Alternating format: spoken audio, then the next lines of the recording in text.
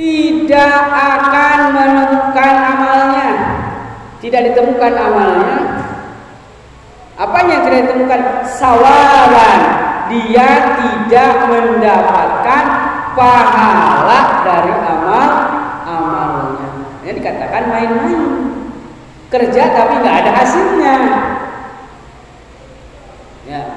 Berbuat tapi tidak menghasilkan. Jadi siapapun orangnya, kapanpun dan dimanapun, perlu untuk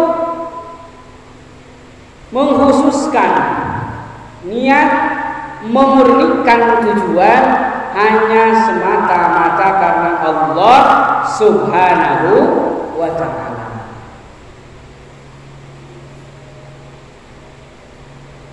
Sehingga kalau tujuannya hanya semata-mata karena Allah Subhanahu wa ta'ala, yakuna minal mukhlasin, menjadi bagian dari orang-orang yang ikhlas. Namun sebagian ulama juga berpendapat ikhlas itu dibagi 3 tingkatan. Yang pertama, ketika ikhlas itu kita beribadah kepada Allah Subhanahu wa ta'ala, mengharapkan pahala atau mengharapkan surganya Allah Subhanahu wa ta'ala. Ini masih termasuk golongan orang ikhlas. Hanya semata-mata ibadahnya karena Allah dan mengharapkan dimasukkan ke dalam surganya Allah Subhanahu wa ta'ala. Ada yang kedua, orang yang ikhlas beribadah itu karena takut dengan ancaman Allah Subhanahu wa ta'ala, takut dengan siksa Allah Subhanahu wa ta'ala, takut dimasukkan ke dalam nerakanya Allah Subhanahu wa ta'ala. Sebab surga itu pasti, neraka pun pasti, dan keduanya pasti ada isinya. Nah, ketika mengharapkan diselamatkan dari siksanya Allah, diselamatkan dari api neraka, itu pun masih tergolong kategori ikhlas. Ada yang paling tinggi ikhlasnya, mereka yang sudah benar-benar merasakan nikmatnya ibadah, mereka yang sudah benar-benar merasakan nikmatnya, merasakan dirinya dekat dengan Allah Subhanahu wa ta'ala. Ketika bilang ikhlas itu betul-betul murni karena Allah Subhanahu wa ta'ala, hanya mengharap ridho Allah Subhanahu wa ta'ala, sudah tidak terbesit surga dan neraka. Nah, itu yang paling tinggi. Keikhlasan yang paling tinggi itu adalah sudah tidak mengharapkan dibalas apapun, sudah tidak takut dengan apapun, yang penting Allah ridho. Kan gak mungkin juga Allah ridho pada keburukan, ya. Kalau Allah sudah ridho, apapun dikasih, apapun akan dimudahkan. Makanya kalau golongan aulia Allah, ya, mereka sudah tidak berdoa lagi. Kenapa? Karena ketika dia berdoa, seolah-olah dia merasa memerintahkan Allah untuk berbuat sesuatu. Itu untuk orang-orang yang golongan tingkatan aulia. Karena semata-mata yang dilakukannya itu benar-benar murni karena Allah Subhanahu wa ta'ala. Adapun kita masih di syariat. Ya tetap syariat, doa ya harus dianjurkan. Bahkan di dalam Al-Quran juga diperintahkan, ud'uni astajib lakum. aku, berdoalah kamu sekalian, niscaya Allah akan mengabulkan. Karena kita posisinya masih di syariat. Sudahkah kita merasakan diri kita dengan Allah, dekat dengan Allah Subhanahu wa taala? Sudahkah merasa diri kita diawasi oleh Allah Subhanahu wa taala? Ya.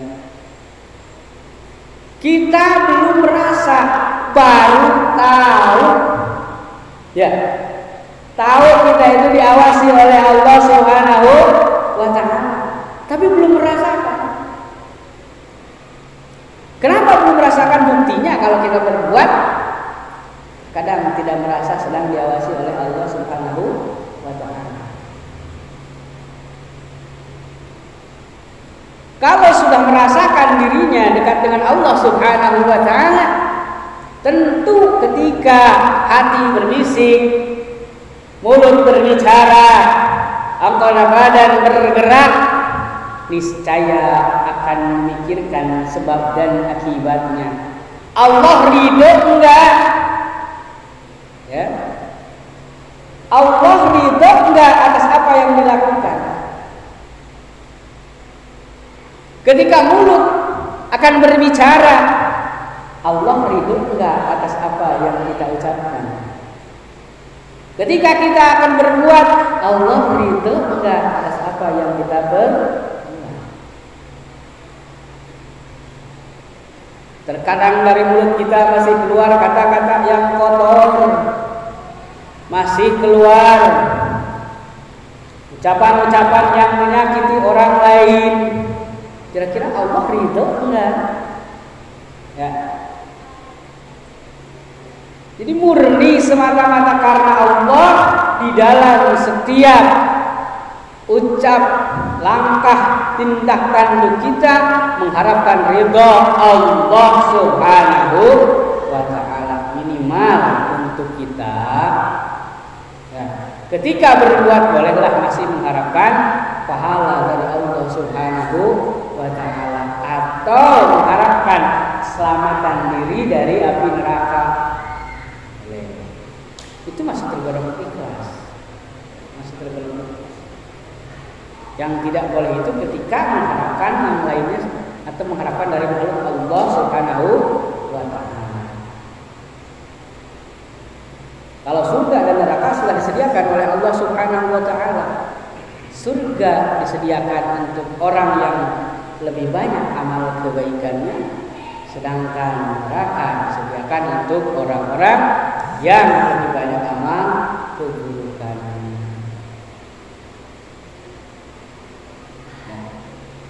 Dalam Al-Quran surat Al-Qari'ah, faman saqulat mawazinuhu fahuwa fi 'ishatir radiyah.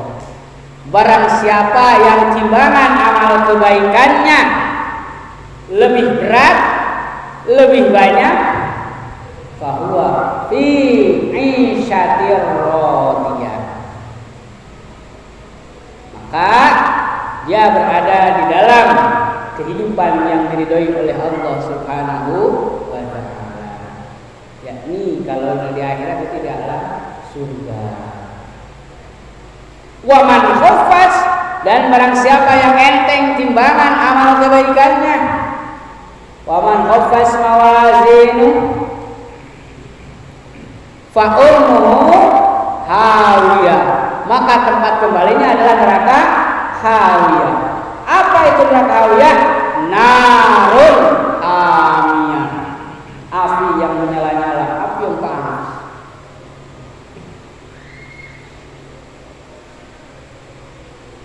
Nah, jadi yang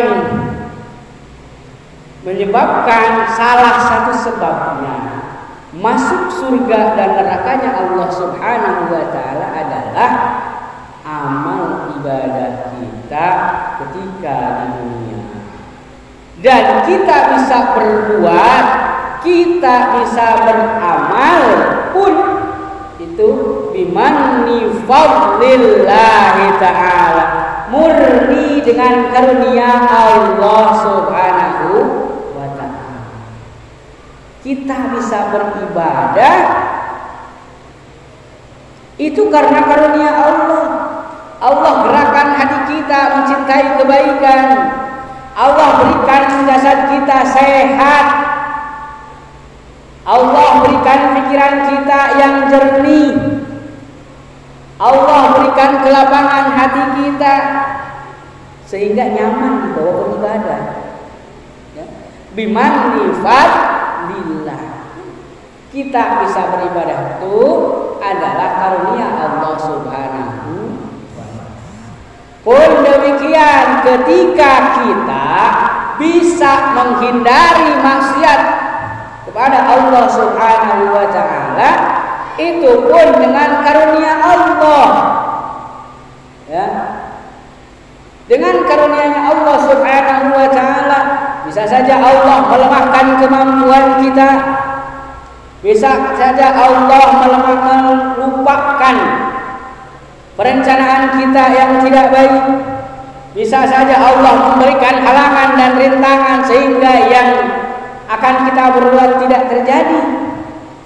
Karena segala sesuatu yang terjadi adalah kehendak dan kuasa Allah Subhanahu wa ta'ala. Allahu murid, Allahu qadirun. Allah yang maha berkehendak, Allah yang maha berkuasa. La haula wa la quwwata illa billah. Para ulama memberikan arti la haula, tidak ada daya upaya untuk meninggalkan maksiat kepada Allah Subhanahu wa ta'ala, wala quwwata, dan tidak ada kekuatan untuk melaksanakan ibadah kepada Allah Subhanahu wa ta'ala illa billahil aliyyil azim, kecuali dengan pertolongan Allah Subhanahu wa ta'ala. Rencana tinggal rencana, program tinggal program. Allah yang akan membuktikan apakah rencana kita itu sesuai dengan kehendak Allah atau tidak, akan Allah. Namun kita sebagai manusia wajib berikhtiar.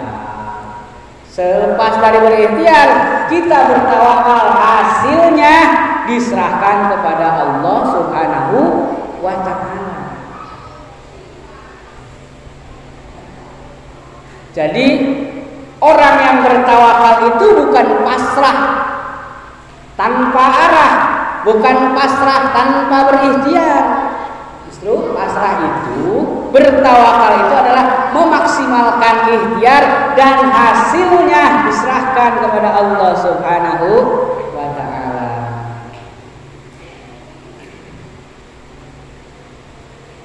Nah, berobat gak kalau sakit, berobat gak berobat juga bakal mati. Ya. Nah, gak usah diobatin, udah waktu mati mati. Iya, bener. Tapi kita sebagai manusia diharuskan untuk berikhtiar, sebab ente nggak tahu bakal mati kapan. Ya, makan nggak makan, kita bakal mati, ngapain makan? Ya, itu adalah bentuk ikhtiar. Makan salah satunya adalah bentuk ikhtiar kita untuk menjaga kebugaran tubuh kita, menjaga kesehatan tubuh kita. Yang bikin kita sehat bukan makanannya. Ya, sehatnya disehatkan oleh Allah Subhanahu wa ta'ala. Ketika kita sakit, berobat ke dokter, yang menyembuhkan bukan dokter.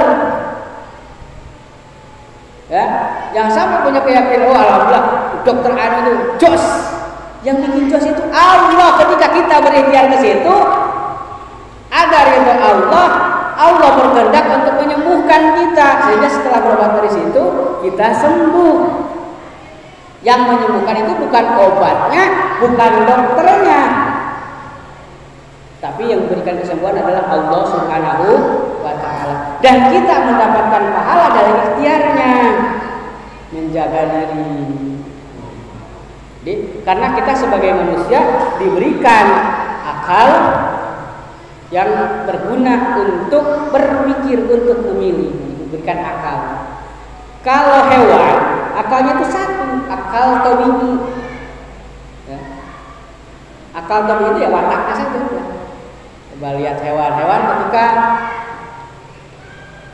melakukan sesuatu ya, namanya juga hewan nggak ada malu, karena itu wataknya memang begitu. Ketika nemu makanan ya makan, ketika nemu lawan jenis ya kawin, ya itu hewan.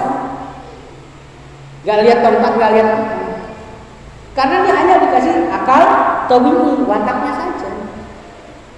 Ya, lapar ya makan. Kalau manusia diberikan akal ghariji, akal yang sehat untuk berpikir, dan salah satunya adalah untuk kita bisa mengetahui kebesaran Allah Subhanahu wa taala. Akal ghariji, akal yang mampu menerima keberadaan Allah Subhanahu wa taala, dan akal tidak akan menerima Allah itu tidak. Akal yang akan mampu menerima Allah itu Maha Satu, dan akal itu tidak akan menerima kalau Allah lebih dari satu. Akal akan menerima kalau Allah itu Maha berkuasa, dan akal tidak akan menerima jika Allah Zat Tuhan yang Maha Esa tidak berkuasa atau apes, ya, atau lemah.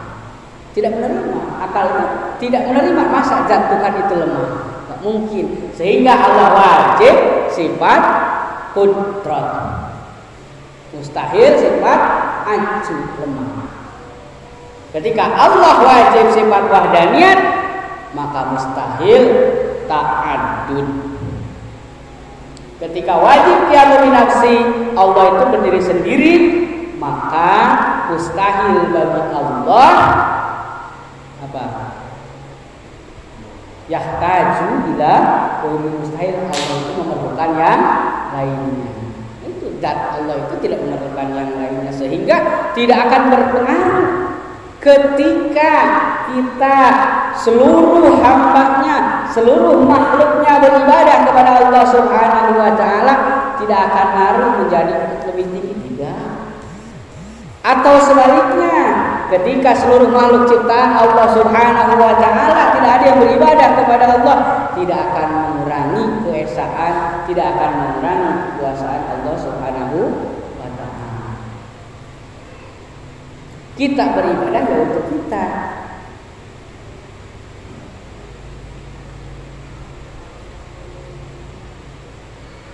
Wa yahsanal muamalah ma'a jami'il khalqi, dan diharuskan seluruh manusia yang hidup berbuat baik atau memperbaiki, membaguskan muamalah. Muamalah itu apa? Bersinggungan, bergaulan, melakukan aktivitas, dan membaguskan melaksanakan kegiatan aktivitas kita ma'a jamil khalqi fi jami'i umurid dunya wad dini, membaguskan pergaulan kita dengan sesama, dengan tetangga, dengan saudara, dengan keluarga, dengan saudara seagama, dengan yang lain agama pun harus bagus dalam hal urusan dunia dan urusan agama. Liyakuna salimul aqibati idza laqiyallaha ta'ala ayyadu, agar selamat ketika menjumpai Allah Subhanahu wa taala, agar selamat ketika kita meninggal, agar diselamatkan ketika nanti diperhitungkan. Jadi harus membaguskan pergaulan dengan sesama. Dalam hadis Rasulullah Shallallahu Alaihi Wasallam, salah satu penggalan hadisnya adalah akmalul mu'minina imanan ahsanuhum khuluqan. Yang paling bagus, yang paling sempurna imannya seorang mukmin adalah yang paling baik budi perangi. paling baik akhlaknya. Sini bahasanya umum, ahsanul khuluq. Yang paling baik akhlaknya, tidak disebutkan kepada siapa dan siapa. Artinya harus berbuat baik kepada siapapun dan dimanapun. Umat Islam itu damai. Umat Islam itu tidak pernah mengganggu, tidak pernah mengusik, ya, dan tidak lari ketika diusik. Karena di dunia ini adalah tempatnya masalah, ya. Di dunia ini ada memang tempatnya masalah. Gak mau bermasalah ya udah selesai di dunia. Datang masalah baru, masalah kita, masalah alam kubur. Tempatnya masalah. Nah, salah satunya kita diciptakan di dunia ini adalah inna khalaqnakum liyabluwakum ayyukum ahsanu amala. Sesungguhnya kami, kata Allah, menciptakan kamu sekalian liyabluwakum, untuk diuji. Ya, tempat ujian. Kayak ujiannya nggak selesai-selesai. Karena memang liyabluwakum untuk diuji. Diuji. Ketika diuji, Allah akan melihat ayyukum ahsanu amala. Siapa yang paling baik amalannya? Siapa yang paling bisa menyikapi terhadap masalahnya? Siapa yang bisa menghadapi dan menyikapi problema kehidupannya? Ketika kita diberikan musibah, bagaimana reaksi kita? Apakah kita marah-marah? Apakah kita lari dari rahmatnya Allah Subhanahu wa taala?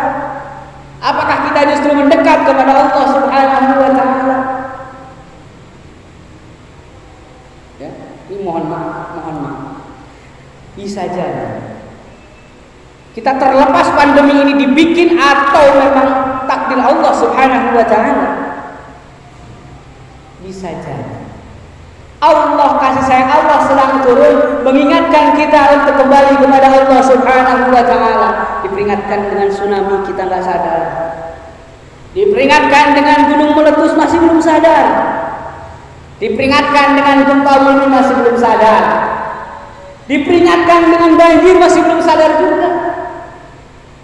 Boleh jadi Allah datangkan satu makhluk yang kecil yang kita tidak bisa melihatnya agar kita kembali kepada Allah Subhanahu wa taala. Karena itu peringatan-peringatan sudah diberikan oleh Allah Subhanahu wa taala. Itu untuk kita, ya. Enggak usah ngomong orang, untuk kita. Bisa jadi ini adalah kasih sayang Allah Subhanahu wa taala agar kita kembali kepada Allah Subhanahu wa taala. Enggak ada tempat yang aman. Di dunia ini enggak ada tempat yang aman. Kenapa? Karena yang memberikan rasa aman, yang memberikan rasa nyaman adalah Allah Subhanahu wa taala. Ya. Kita mau di darat enggak bakal tenggelam. Yang tenggelam yang di lautan. Allah batangkan banjir loh yang tenggelam. Ya. Kita mau rumahnya jangan jauh dari tepi, jauh dari lereng gunung. Enggak bakal kena longsor, enggak bakal kena timbunan tanah. Allah berikan tempat tanahnya terbuka saja bisa masuk ke situ. Enggak ada tempat ini. Yang paling aman adalah ketika kita berlindung kepada Allah Subhanahu wa taala. Yang dicari itu adalah ridhonya Allah Subhanahu wa taala. Untuk kita tetap maksimalkan ikhtiar, maksimalkan usaha kita untuk menghindari mara bahaya. Hasilnya adalah Allah Subhanahu wa taala yang menentukan. Jadi harus berbuat baik dengan sesama ataupun dengan makhluk Allah yang lain, bahkan dengan hewan sekalipun. Ya, kalau bisa hewan gak ganggu ya kita jangan ganggu.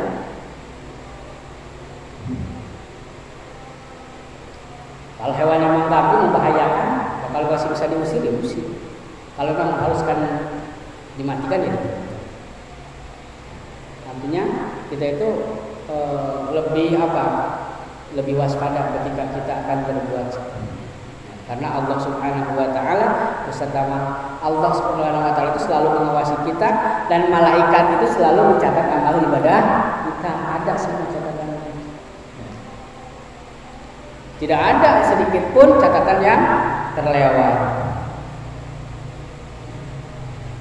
Jadi kata Rasulullah Shallallahu Alaihi Wasallam, orang mukmin yang paling sempurna imannya adalah yang paling baik akhlaknya. Dan bahkan ada terusnya, wa khiyarukum khiyarukum linisaikum. Dan yang terbaik di antara kalian adalah orang-orang yang paling baik terhadap istri-istrinya. Istrinya boleh, istri-istrinya juga boleh. Orang yang terbaik pada istrinya. Saya kalau ingat ke situ agak miris juga. Pernah ada salah satu guru yang menerangkan istri dan anak itu titipan, ya kan? Istri dan anak itu titipan. Kalau kita namanya dititipin, boleh nggak kira-kira kita ngapa-ngapain? Ya. Kita dititipin oleh orang yang penting. Dititipin satu benda, kalau dijaga. Anak itu suruh dijaga, kemudian dididik. Ya. Istri pun sama, suruh dijaga dan dididik. Terus boleh nggak kita berbuat yang apa? Dengan titipan itu yang membuat luka titipannya, yang membuat titipannya itu rusak. Kira-kira kalau kita dititipin barang nih, dititipin mobil, titip ya mobil. Kira-kira kalau kita ceroboh, marah nggak yang punya? Kira-kira kalau mobilnya lecet, marah nggak yang punya? Makanya pantas ada salah satu hadis Rasulullah tadi, khiyarukum linisaikum. Yang terbaik di antara kalian adalah yang paling baik kepada istrinya, kepada keluarganya. Memperlakukannya dengan baik. Ya kalau perlunya memang harus ditegur dengan cara yang baik. Ya. Jadi ud'u ila sabili rabbika bil mau'izatil hasanah.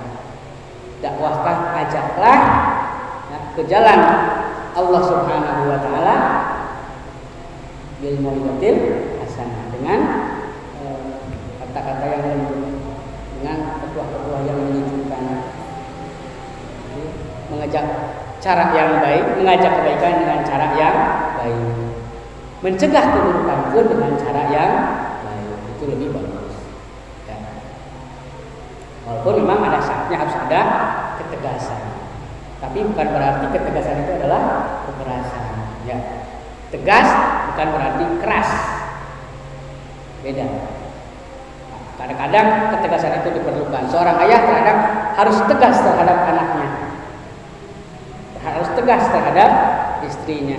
Apabila sudah mulai berbelok, sudah mulai melenceng dari aturan Allah Subhanahu wa taala. Nah itu muamalah ma'ajamil khalqi, ayyahsanal muamalah ma'ajamil khalqi liyakuna salimal akibati idza